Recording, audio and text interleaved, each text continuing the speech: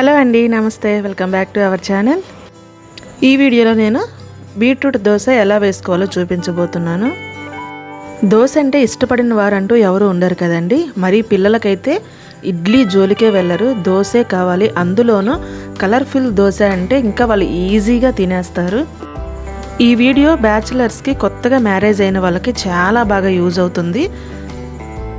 ఈ కలర్ఫుల్ దోశని మీరు కూడా ట్రై చేయాలంటే వీడియోని ఎక్కడ స్కిప్ చేయకుండా ఫుల్గా చూసేయండి. మన ఛానల్ని సబ్స్క్రైబ్ చేయండి. పక్కనే ఉన్న బెల్ని క్లిక్ చేసి ఆల్ అనే ఆప్షన్ని ఆన్ చేసుకోండి. ఆలస్యం చేయకుండా మరి ప్రాసెస్ చూసేద్దామా. ముందుగా ఒక పెద్ద బీట్రూట్ తీసుకొని దానిపైన ఉన్న స్కిన్ అంతా కూడా పీల్ చేసేసేయండి.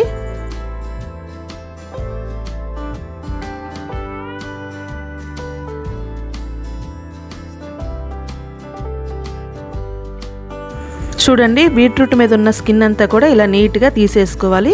తీసేసుకున్న తర్వాత ముందు పొడుగ్గా ముక్కలు కట్ చేసుకోవాలి.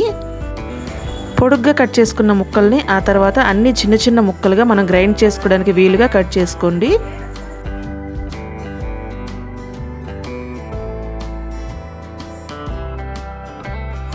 చూడండి, వీడియోలో చూపిస్తున్న విధంగా ఈ సైజు కట్ చేసుకుంటే సరిపోతుంది మీకు.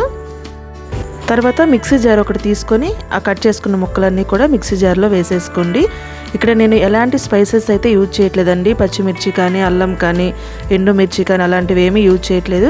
ఇప్పుడు మూత పెట్టి మెత్తని పేస్ట్ లాగా గ్రైండ్ చేసుకోండి.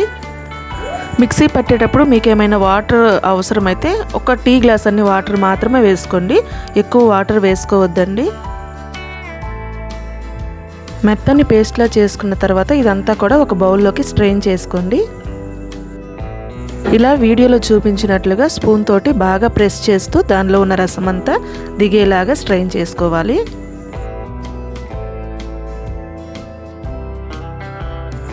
చూడండి, బీట్రూట్ వాటర్ అనేది మనకి ఇలా రావాలండి. మరీ వాటరీగా ఉండకూడదు, అప్పుడు మనకు అంత కలర్గా తెలియదు. బీట్రూట్ జ్యూస్లో ముందు రోజు నానబెట్టుకొని గ్రైండ్ చేసుకున్న దోసపిండిని వేసుకోవాలి. మనం ఆ బీట్రూట్ జ్యూస్కి ఎంత అయితే పడుతుందో దోసపిండి అంతే వేసుకోవాలండి. మరీ ఎక్కువ వేసినా మీకు కలర్ అంతగా వేరియేషన్ తెలియదు.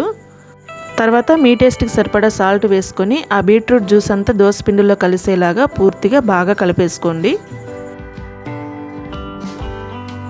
పిండి అడ్జస్ట్మెంట్ కోసం మీకేమైనా కొంచెం వాటర్ అవసరమైతే వాటర్ కలుపుకొని మనం దోశ వేయడానికి వీలుగా దోసపిండిని కలిపేసుకోండి. ఇప్పుడు స్టవ్ వెలిగించుకొని స్టవ్ పైన పాన్ పెట్టుకొని పాన్ హీట్ అయిన తర్వాత దోసపిండిని వేసుకొని దోశ వేసుకోవాలి. ఇలా రౌండ్గా స్ప్రెడ్ చేసుకోండి దోసపిండిని. ఆ తర్వాత దోశ మీద ఆయిల్ వేసేసుకోండి.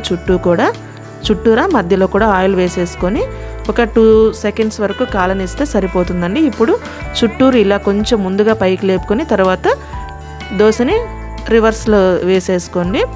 రివర్స్లో వేసుకున్న 1 సెకండ్ తర్వాత మరలా ఒకసారి తిప్పేసుకొని దోశని పక్కకు తీసేసుకుంటే సరిపోతుంది. ఇప్పుడు ఇంకొక దోశ కూడా వేసుకుందామండి.